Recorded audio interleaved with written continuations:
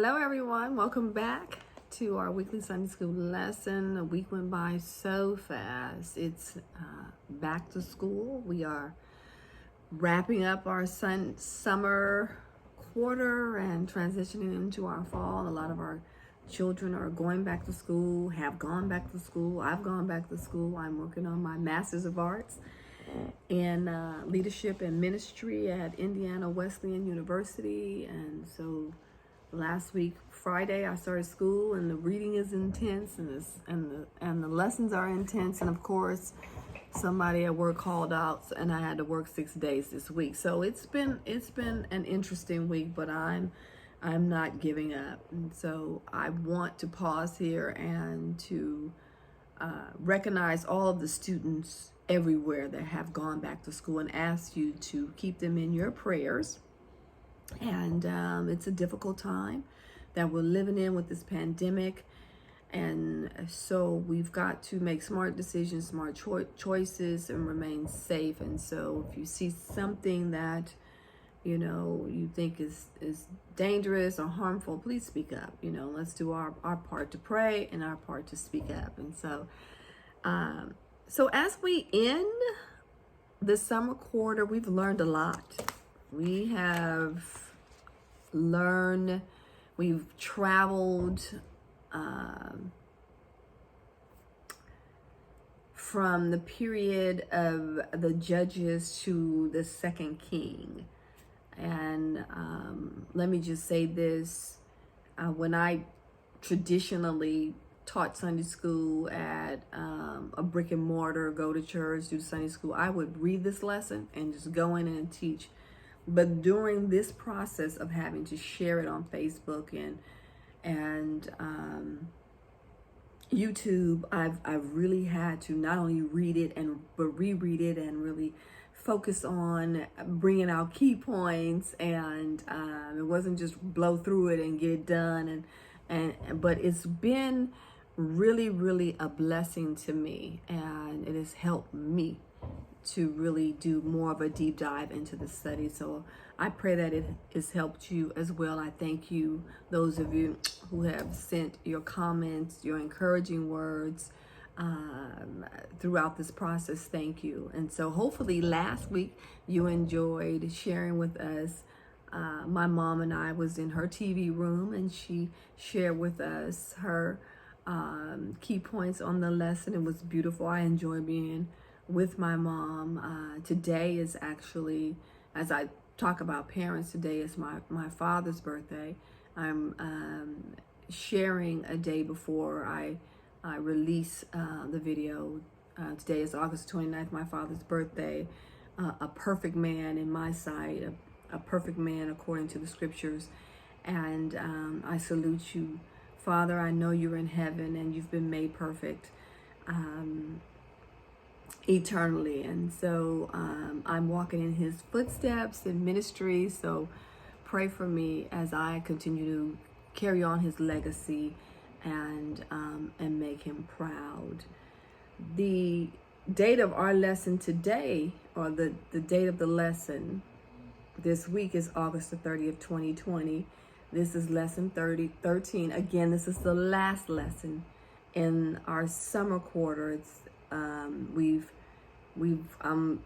we've learned about, oh my goodness, so many things. And so our first lesson began with Ehud in the Judges. We talked about the period of the Judges, and the second one was Gideon, and how Gideon did not look at himself as a mighty man of valor, and this is what the Lord had labeled him, but looked at him upon. And so what we learned in that lesson is that we all have talents, we all have gifts, we all have skills that the Lord can use, and he sees his creation so magnificently, but we see ourselves sometimes as small. And so we learned a lot from Gideon story. And then we transition into Samson.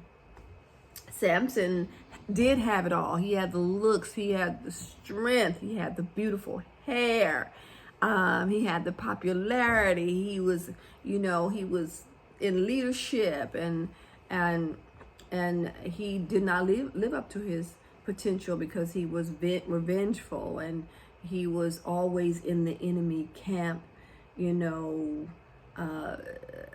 loving the enemy's women. And we went into detail about this, and all these lessons you can revisit on my YouTube channel, or go to the YouTube channel, because the Facebook, it might be difficult to find. But we learned about Samson, a lot of good things about Samson's. We've learned a lot about the characteristics of women and men, some to emulate and some to avoid. And so Samson, again, did not, life was short, didn't live up to his potential. Then we transitioned to our last judge, which was Samuel, a prophet. Just did a fantastic job. We learned the role of the prophet and the value of the prophet in the process, and how God speaks to the prophet speaks to the king, and then the king, speaks to the people or instruct the people, and how important it is to follow the word of the Lord. Samuel got old and he died, and while he was getting old, the children of Israel wanted a king, and the Lord gave them a king in Saul. And we learned how Saul was anointed. We talked about the process of anointing and what that means. Saul did it, the Lord was with him. Everyone was excited about having a king. But then we saw how in the next lesson, Saul became disobedient, and the consequences of disobedience, and how after so many times of being disobedient, the favor of the Lord left Saul, and then the Lord picked a man after his own heart, which was David. Now, Saul did not give up, or the Lord did not take the kingdom away from Saul right away, but he did anoint David early in the process. And so in our last few lessons, we're seeing the development of David, because right after we learned that Saul was disobedient, then we were introduced to David and the battle between him and Goliath. And that's one of my favorite stories, because sometimes what we brought out in that lesson is the underdog. Goliath was big, and he was sort of like a bully, but there were some medical conditions and some things that really made him the underdog versus David. And David was victorious in killing Goliath. Wonderful story, wonderful story. And David was we learned from David that he would look at his past victories, and he would see that he was blessed, and how the Lord would favor him. And so anyway, I want to wrap up kind of summarizing this summer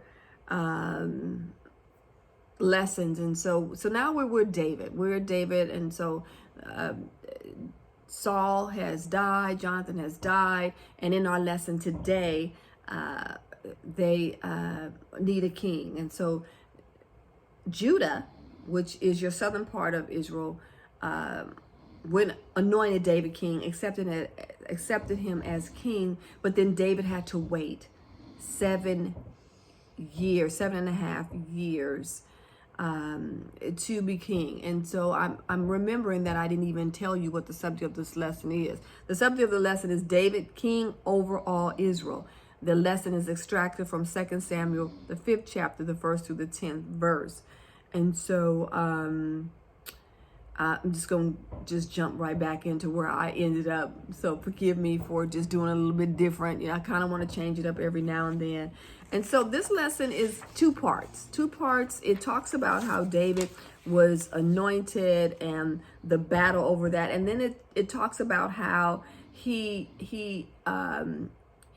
has to pick a capital, and the process of picking the actual capital. And so again, where I left off, Saul had died, David had become king. The southern part, which was Judah, had anointed him king, but the northern part wanted to hold on to the legacy of Saul, and so anointed Ishbosheth, which was Saul's son, king. And so in the meantime, during that 7.5 years, there were wars and battles and civil war. Civil war is horrible because you're fighting your own kinsmen, your own people,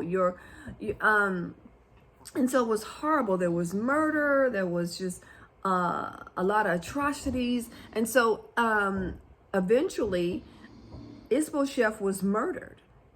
And when that happened, the northern part just began to get weak while David and Judah became strong. And so finally, the leaders of the tribe came together and they realized they needed a leader. And so funny how when things get tough, we realize, really what's best for us. And so they had recognized that David had been a true loyal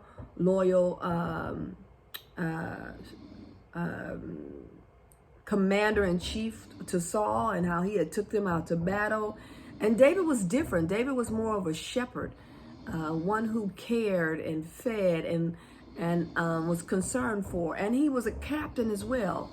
And so finally, the two, the northern and the southern, after 7.5 years, and David having to go through civil war and having to wait for what was promised him, he finally gets to be king overall. And then he needed to move from the southern part because he was now leading. He needed to be in a central location, and that was, and so he picked Jerusalem. And the Jebusites were in Jerusalem, and it was a fortified city. It was fortified with human, defenses and natural defenses. And so to make a long story short,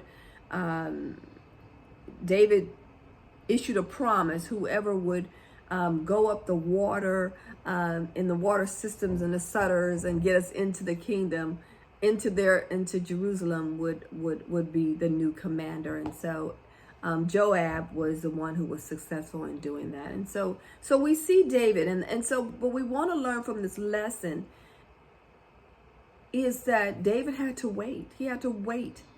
He had to wait on what was promised him. And sometimes it's difficult to wait. I like how the writer of this lesson kind of sums it up. He asked the question: have you ever waited a long time for something important?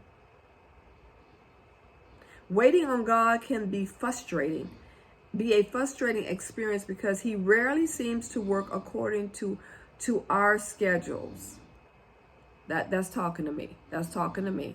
All right. His timing is always perfect, and even if it's not easily understood, so there are some things that I'm praying for and I'm waiting on, and sometimes, honestly, to just be honest, I get impatient. Sometimes I just want to give up, wave the white flag, and say forget it. But I can't do that. I have to trust that God knows what's best for me. So I encourage myself.